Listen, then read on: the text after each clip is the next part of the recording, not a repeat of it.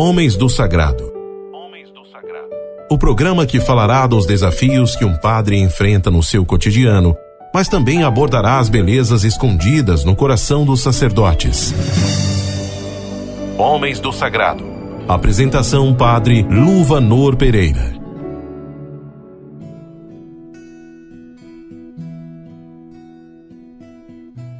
Em nome do Pai, do Filho e do Espírito Santo. Amém. Dileto rádio ouvinte, também você que nos acompanha através das mídias digitais. No início desse programa, vivendo o ano vocacional na Igreja do Brasil, quero rezar com você a oração pedindo a Deus a graça de mais sacerdotes, religiosos e religiosas, também famílias santas onde brotam santas vocações. Senhor, mandai bons operários à vossa Igreja, mandai missionários e missionárias como convém que sejam, para que trabalhem de modo eficaz na vossa vinha. Pessoas, meu Deus, desapegadas de si mesmas, das suas comodidades e dos bens terrenos. Não importa se em pequeno número, contanto que sejam bons. Senhor, concedei esta graça à vossa Igreja. Amém. Muito bem, programa Homens do Sagrado, na locução Padre Luvanor, do clero de Uruaçu, no estado de Goiás, já bem próximo de assumir a nova missão como pároco da paróquia Nossa Senhora da Abadia, na cidade de Niquelândia, interior do estado de Goiás. A missa de posse será no próximo dia 18 de janeiro, próxima quarta-feira, às 19 horas.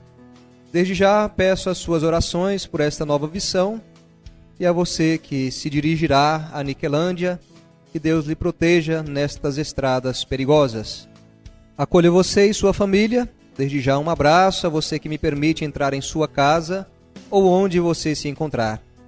Você leigo, leiga, consagrado ou não, seminarista nos mais diversos seminários, de um modo especial aqueles do Seminário Interdiocesano, a quem pude ao longo deste ano passado estar um pouco mais próximo, que se encontram ainda de férias. Deus abençoe a cada um de vocês, também os seminaristas da Diocese de Uruaçu. A você, religioso, religiosa, as comunidades de vida contemplativa, aos diáconos, você, sacerdote, sejam todos muito bem-vindos. Convido você para meditarmos juntos o tema do programa de hoje. Hoje, no nosso programa, falaremos do tema A Vida Interior Atrai as Bênçãos de Deus. Satisfarei a alma dos sacerdotes com fartura, e o meu povo será plenamente saciado com abundância de bens. Nos diz Jeremias, capítulo 31, versículo 14. Notemos a conexão entre as duas partes deste texto. Deus não diz, darei mais zelo ou mais talento aos meus sacerdotes, mas sim, satisfarei a sua alma. Isto é, enchê-los-ei do meu espírito, comunicar-lhes-ei as graças escolhidas, e assim meu povo receberá a plenitude dos meus bens. Deus poderia ter distribuído a graça conforme quisesse, sem levar em conta nem a piedade do ministro, nem as disposições dos fiéis. E é assim que procede no batismo das crianças. Porém, segundo a lei ordinária da sua providência, esses dois elementos, a piedade do ministro e a disposição dos fiéis, são a medida dos dons celestes. João capítulo 15, versículo 5, nos diz: sem mim, nada podeis fazer. Tal é esse o princípio que Jesus nos deixa como ordem. Sem mim, nada podeis fazer. No Calvário correu o sangue redentor, mas como Deus irá assegurar-lhe a fecundidade? Por meio de milagres de difusão de vida interior. Nada mais acanhado que o ideal e o zelo dos apóstolos antes do Pentecostes. O Espírito Santo transforma-os em homens interiores e logo a sua pregação opera maravilhas. Deus não renovará mais o prodígio do cenáculo. A partir de então, deixará que as graças de santificação dependam da livre e laboriosa correspondência de cada um de nós. Daí então esta compreensão, é preciso eu e você trabalharmos para que o Espírito sempre em nós faça as obras necessárias na vida daqueles a quem encontrarmos. Antes de subir os degraus do púlpito, o padre Lacordaire rezava durante muito tempo e depois voltava para o seu quarto e dava-se às disciplinas. O padre Montsabré, antes de fazer a sua pregação em Nossa Senhora de Paris, rezava de joelhos o rosário inteiro. Esses dois religiosos viviam deste princípio enunciado por São Boaventura. Os segredos do apostolado fecundo vão aurir-se muito mais aos pés de um crucifixo do que na ostentação de qualidades brilhantes. E São Bernardo exclama: estas três coisas permanecem: a palavra, o exemplo e a oração. Mas a maior das três é a oração. Forte expressão que não é mais do que um comentário à resolução tomada pelos apóstolos de deixarem certas obras para se dedicarem à oração, e só depois ao ministério da palavra. Atos capítulo 6, versículo 4 nos diz: nós atenderemos sem cessar à oração e ao ministério da palavra. Acaso temos notado a importância primordial dada pelo Salvador a este espírito de oração? Lançando um olhar sobre o mundo e sobre os séculos que viriam, e vendo a multidão de almas chamadas às promessas do Evangelho, Jesus exclama entristecido: a messe é verdadeiramente grande, mas os operários são poucos. O que ele irá propor como meio para difundir sua doutrina? Acaso exigirá que seus discípulos frequentem as escolas de Atenas ou estudem junto aos Césares de Roma, como se conquistam e governam os impérios? Escutai o mestre, homens de zelo. Ele vai nos revelar um programa, um princípio luminoso. Pedi, pois, ao Senhor da messe que mande operários para a sua messe. Mateus capítulo 9, versículo 38. Sabe as organizações a desenvolver, recursos a procurar, templos a erigir, escolas a construir. Ele não menciona nada disso. Pedi. Esta é a ordem. A oração, o espírito de oração, eis a verdade fundamental que o mestre não cessa de recordar. Todo o resto vem daí. Rogai. Se o tímido murmúrio da oração de uma alma santa é mais capaz de suscitar legiões de apóstolos, mais do que a voz eloquente de um recrutador de vocações, menos cheio do Espírito de Deus. O que podemos concluir senão que o espírito de oração, o qual anda sempre junto com o zelo no verdadeiro apóstolo, há de ser a razão principal da fecundidade do seu trabalho? Rogai, antes de mais nada, orai. Só depois é que nosso Senhor acrescenta: ide, pois, ensinai, pregai.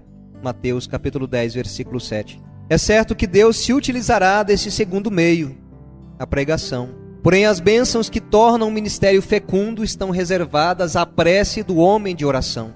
Prece suficientemente poderosa para fazer sair do seio de Deus os ardentes eflúvios de uma ação irresistível sobre as almas. A voz de São Pio X assim diz: para restaurar todas as coisas em Cristo pelo apostolado das obras, é necessário a graça divina. E para recebê-la, o apóstolo deve estar sempre unido a Cristo.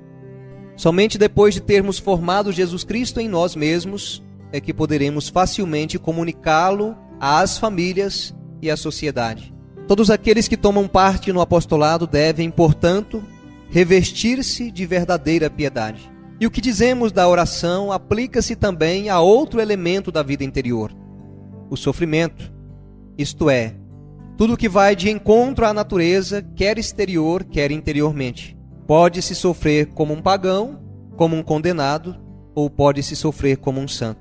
Para sofrer verdadeiramente com Cristo, é necessário sofrer como um santo. O sofrimento serve então para nosso proveito pessoal e para a aplicação do mistério da paixão às almas.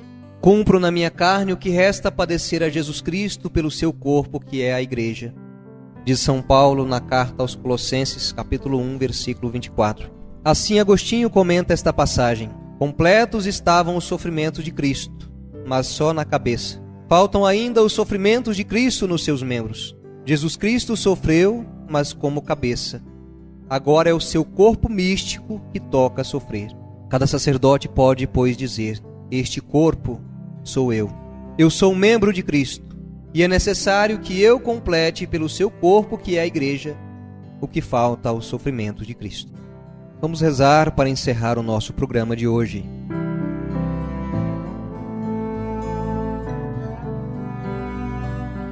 Consolações e desolações, alegria e tristeza, perdas e ganhos, tudo é fruto do amor de Deus, o qual permite vivermos as provas, enquanto nos chama a crescermos e frutificarmos em toda e qualquer situação.